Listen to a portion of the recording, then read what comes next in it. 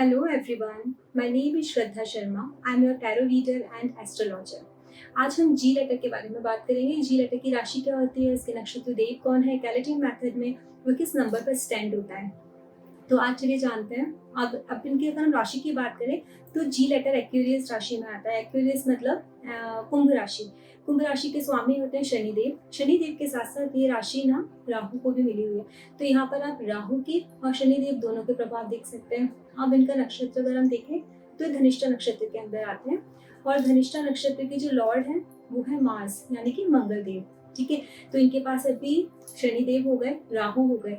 शनिदेव और राहु दोनों वायु तत्व हैं। तो हवा, जो हवा वाली क्वालिटीज होती है ना, तेज होना, एकदम क्विक होना किसी भी एक्शन में, वो हवा ना हमारे इंटेलिजेंस को, हमारे सोचने समझने की शक्ति को भी दिखाती है। तो सैटर्न और राहु ये दोनों वायु तत्व की राशियां हो गई। उसके बाद मार्स आ गए, वो अग्नि तत्व की राशि हो गई।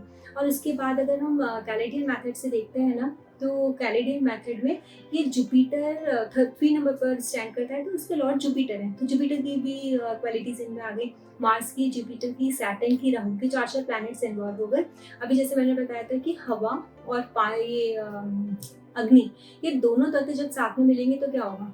अग्नि, अगर हवा चलेगी तो आग तो फैलेगी ना। तो ये लोग का नेचर भी वैसा ही होता है। अगर नहीं है तो नहीं है। जैसे गुस्सा इनको नहीं है ना, तो बिल्कुल नहीं है। लेकिन अगर इनको गुस्सा आ गई ना तो इनको बहुत तेज गुस्सा आती है। वैसे ये लोग दिल से बहुत अच्छे होते हैं, सॉफ्ट होते हैं, इनोसेंट होते हैं। ये जल्दी से दूसरों की बातों में आ जाते हैं और इनको ना लोग इनका बहुत जल्दी फायदा भी उठा लेते हैं, इनको बेवकूफ़ भी बना देते हैं। लेकिन ये दूसरों का फायदा उठाना नहीं जानते हैं। ये ना दोस्तों में लगे रहते हैं।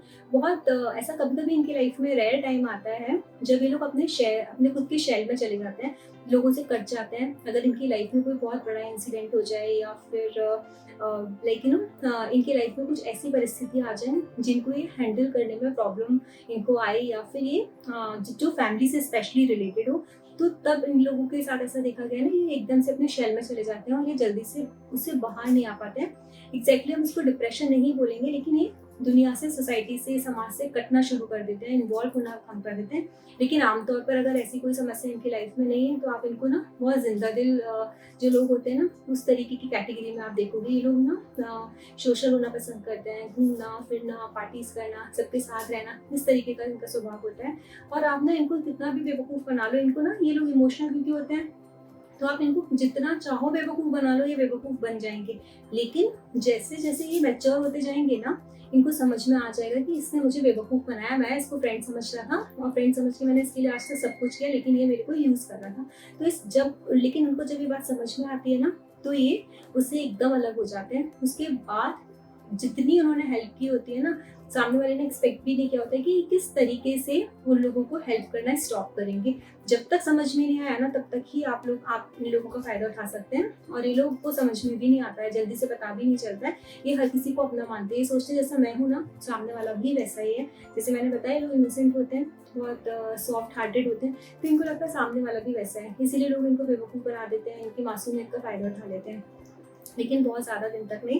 लेकिन दूसरों को इनकी दोस्ती होने के बाद बहुत अफ़सोस होता है, क्योंकि जिस लेवल तक जाकर के ये लोग अपनी दोस्ती निभा सकते हैं या आपके लिए कुछ कर सकते हैं, दूसरा कोई भी उस लेवल तक जाकर के आपके लिए वो सब कुछ नहीं कर सकता। तो जब ये लोग किसी की लाइफ से ना एज़ अ दोस्त निकलते हैं, तब उन लोगों को इनकी वैल्यू का रियलाइज़ेशन होता है।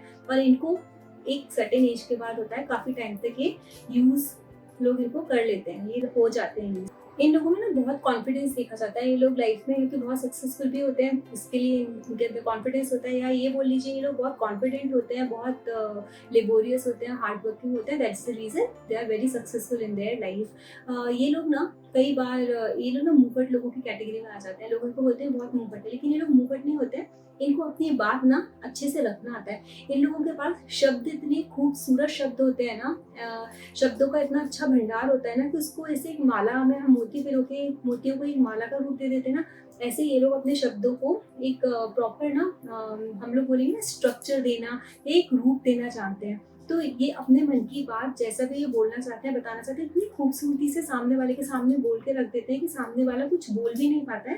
लेकिन लोगों को ये ज़रूर लगता है कि ये मुँहफट है, ये कुछ भी जल्दी से बोल देते हैं। लेकिन इन लोगों को इंटेंशन नहीं होता है किसी का दिल दुखाने का। ये होते तो मतलब ये बोलते तो इसीलिए क्योंकि इनको इनकी मतलब हैबिट ही वैसी है, उनकी आदतें वैसी हैं, इनको बोलना ही है, लेकिन सामने वाला इन लोगों को गलत समझ लेता है। वर्क प्लेस पे इन लोगों को काफ़ी रिस्पेक्ट मिलता है। ये लोग इन लोगों को ना फॉरेन लैंड बहुत अट्रैक्ट करती है। इन लोगों को फॉरेन जॉब करना बहुत पसंद आता है। आप हमेशा देखोगे इस तरीके के लोग ना हमेशा फैसिनेट रहेंगे फॉरेन लैंड्स की तरह। ये ट्रैवलिंग ट्रैवलिंग भी पसंद होती है। जैसा बहुत सारे लोग होते हैं ना कि जैसे ही इनको मौका मिला वो घूमने चले गए, हमेशा वेकेशंस प्लान करते रहते हैं। तो ये लोग उसी तरीके के लोग होते हैं।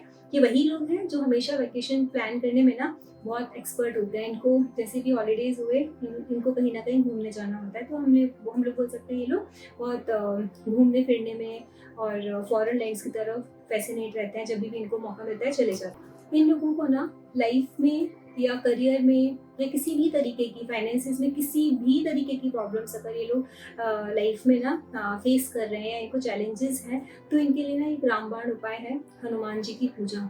हनुमान जी की पूजा करने से ना इन लोगों की लाइफ में सारी प्रॉब्लम सॉल्व हो जाएंगी। बिकॉज इनका जो नक्षत्र है ना वो भी धनिष्ठा नक्षत्र है, उसके लॉर्ड मार्स है। तो मार्स को पॉजिटिव करने के लिए हम लोग हनुमान जी की शरण में जाते हैं। दूसरा राशि इनकी एक्वेरियस है, वहाँ पर शनिदेव बैठे हुए हैं। तो शनिदेव ना आपको एक स्टोरी पता होगी कि रावण ने ना शनिदेव को अपनी लंका में ना बांध के रखा हुआ था।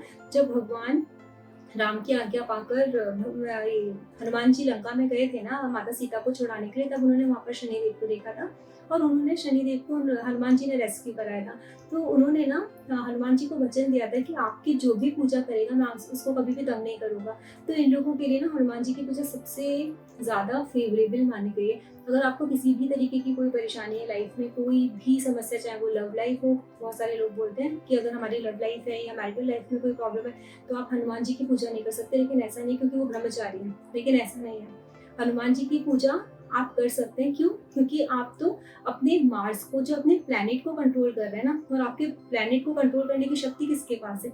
हनुमान जी के पास है। अगर शनि आपकी मैरिड लाइफ में या आपकी लव लाइफ में प्रॉब्लम्स क्रिएट कर रहे हैं तो शनिदेव से आपको छुटकारा कौन दिलाएगा? कौन निकालेगा उनकी परेशानी से? हनुमान जी निकालेंगे ना। तो पूजा तो आपको हनुमान जी की ही करनी पड़ेगी।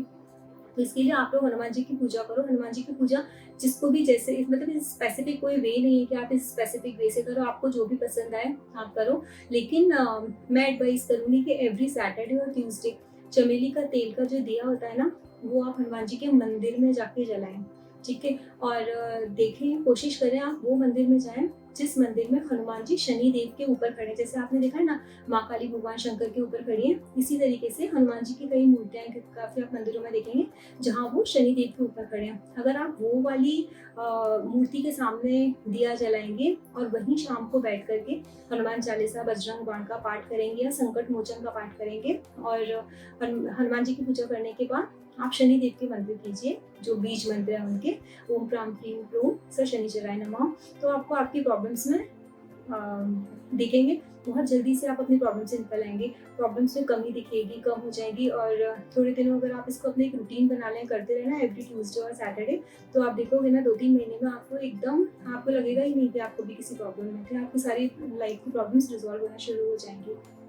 अगर आपको मेरा वीडियो अच्छा लगा है तो इसे लाइक कीजिए, शेयर कीजिए, सब्सक्राइब कीजिए।